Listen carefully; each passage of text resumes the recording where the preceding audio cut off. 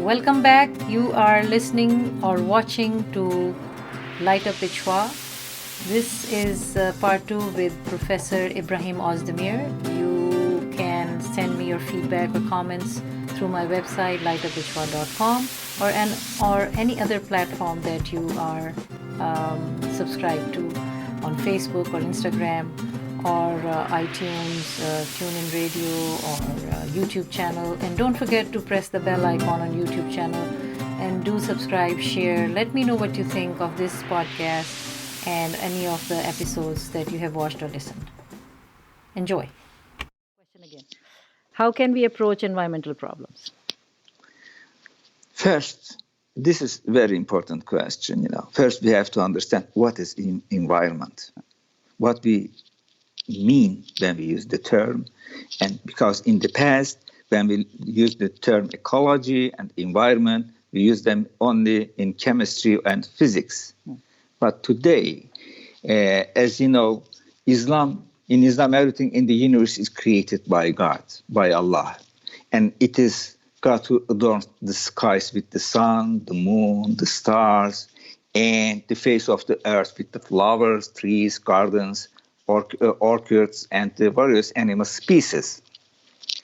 It is again God who causes the rivers and streams to flow on the earth, and upholds the skies without sport, causes the rain to fall, and places the boundary between night and day.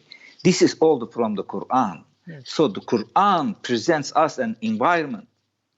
The nature we are living, the environment we are living in, as a sacred, place, not only something is unimportant. Yes.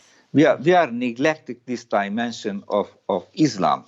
So I'm trying to say that the universe, together with all its richness and vitality, is the handiwork of Allah.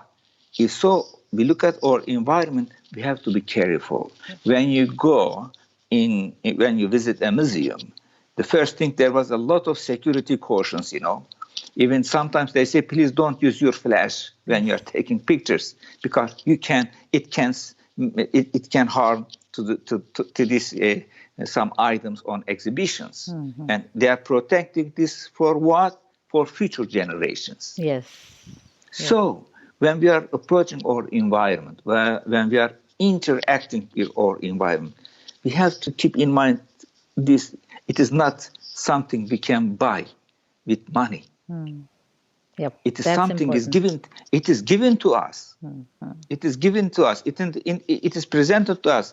Just remember the first verses of the Quran. When you open the Quran, it is Surah Al-Fatiha. Yes. It is opening chapter. It says, "In the name of God, the merciful, the compassionate.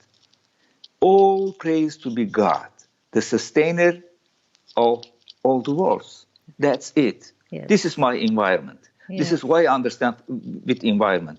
When I look at the classical books on physics, on chemistry, on sciences, on philosophy, I just can see the Muslim perception, the Muslim scholars' perception of nature is like this, Yes.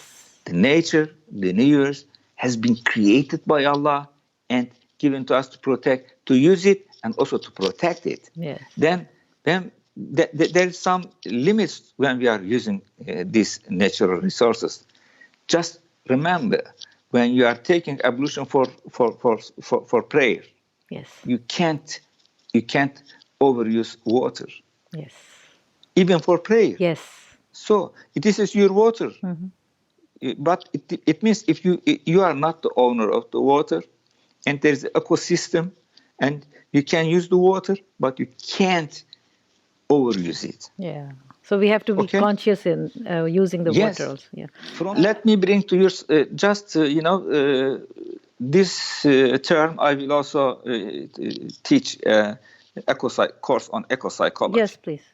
So again, eco-environment. It is eco-psychology. What environment or ecology psychologically is important for us. Just remember, let me remind you a verse from the Quran. It says, "To God belong the east and the west." whithersoever you turn, there is God's countenance, God's face. For God is all-embracing and all-knowing. So you are not alone. You see, I was in Finland for 2 years. Whenever I just feel I am alone, I am, my family, my friends, my colleagues is in Turkey or other places, I am alone there, I just take a walk. When I am walking in the forest, I can hear whispering of the trees, the wind. I just remember this verse. When I look at with the Quranic lens to the nature, I just felt I am not alone. God is with me. God is presenting, showing His power, wisdom, and beauty through the book of nature. So this is ecological, psychological dimension of nature. We Muslims have to understand this very well. When I look at the Islamic history, especially from some Sufi sages, from Rabi al-Adawiya, from Bayazid al-Bistami to Rumi, their books, their poetry is full of examples, which provides us to look nature, to look environment from a different perspective. So would you recommend to look for the Muslims only through the lens that you mentioned, or anybody can look through that lens without being that follower of the faith? This is very, very important question. Thank you. Because when I was discussing with an American friend, and I am, quoting from the Rumi, he said, Rumi does not belong to you alone. Rumi is so, huge. Yes. It cannot fit in the boundaries of your country. It is, there is some NGOs, doctors, without borders, or journalists without borders. Yes, without borders, yes. Beyond borders and without borders. Beyond borders. Yes. Rumi is a scholar, as sage is beyond borders. Yes. Just like Prophet Muhammad, peace be upon him. Yes. Even a lady for the first time brought to my attention the eco-psychological of Rumi's poetry. Could you imagine? I was presenting a topic on environment and Rumi. She said, sir, whenever I open a book of Rumi, I start reading his poetry, I just feel good. Yes. I just suppose all trees are speaking to me. All trees, all birds, they are smiling to me. So this is that all is related to the environment and all relation to the environment, and how the poetry, especially Sufi poetry, can help us, because all they are inspired by the Quranic teaching. Do you do poetry? No, unfortunately. Okay, no, that's fine. Can you mention any Muslim scholars and organizations that you find are trying their best or are active today, so that we can look for them and join them, or maybe create new organizations or groups that we need to do? Can you suggest anything in this area? What are we missing and what we need? Of course, although they are less and humble in number and activities when we compare with our friends in the West, and still there are many Muslim organizations. The major problem for us, I think, is the current political, economic, and socio-geopolitical issues in the Muslim countries and or region, which prevent people to see the problem in the context. Okay. And then think about it. It seems to me people have been mesmerized with daily thriving problems. Right. Yeah. So how can we get out of it? Like, okay, that will remain always. There will be always politics. There will be always economic issues. Yeah, I just try to, this is not Muslims. They are not interested in the problem, but there are some other major problems for them.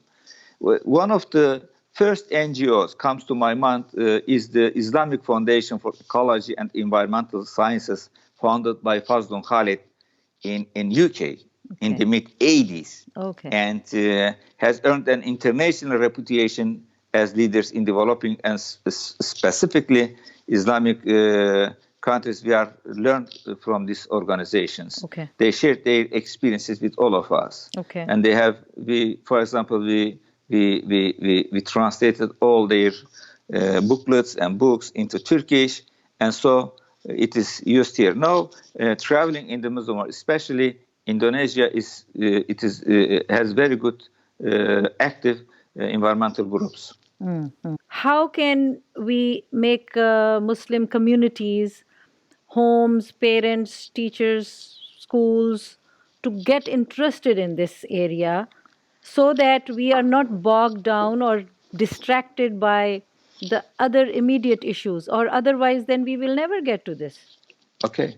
Just remember, the first revelation to the Prophet Muhammad was recite. It means read. Yes. What we need, let them to read, to understand the problem, and to just, to get out their lives and to visit a site, to see the problem, how the impact of our lives on the nature. And in Finland, they start from the kindergarten education. Then you can see appreciation of nature, appreciation of museums, appreciation of gardens, appreciation of animals from the childhood. So we have to start with our children. Yeah, that's right. Take them with us for a walk, and to just nature walk. Yes, nature walk. Yes. And I took my grandchildren. I am going with my grandchildren. You have grandchildren too? I didn't even ask how many children you have. I have 2 granddaughters and 1 grandson. MashaAllah. Very nice. So I just, in the nature, I try to show them how we are connected to the nature and what nature means for a Muslim. Yes. Giving them some examples from the Quran, from the life of the Prophet sallallahu alaihi wasallam. Then they just feel we are bigger than we think. Exactly. Okay. Yeah. The environment. Yeah. So we are bigger, or we are. I mean, we are bigger than what we suppose we are. Okay. Then we are not confined with our bodies. We are connected to the bees. We are connected to the sun. We have connection with the whole nature. Okay. If there was a, water pollution, we can't drink water. If there's air pollution, you see, just the coronavirus, from China. Yes. Showed us, teach us how we are interconnected. Yes. We are on the same boat. Yes. Nobody is safe. Yes. So, why we are not thinking in the same way about environmental problems? Yes. We have to think all about these things. Yes. So we are all in the same boat. We need to pay attention to each other. Yes, and our environment. Is overconsumption the critical environmental challenge, as you had mentioned in your one of your articles, I think? Yeah.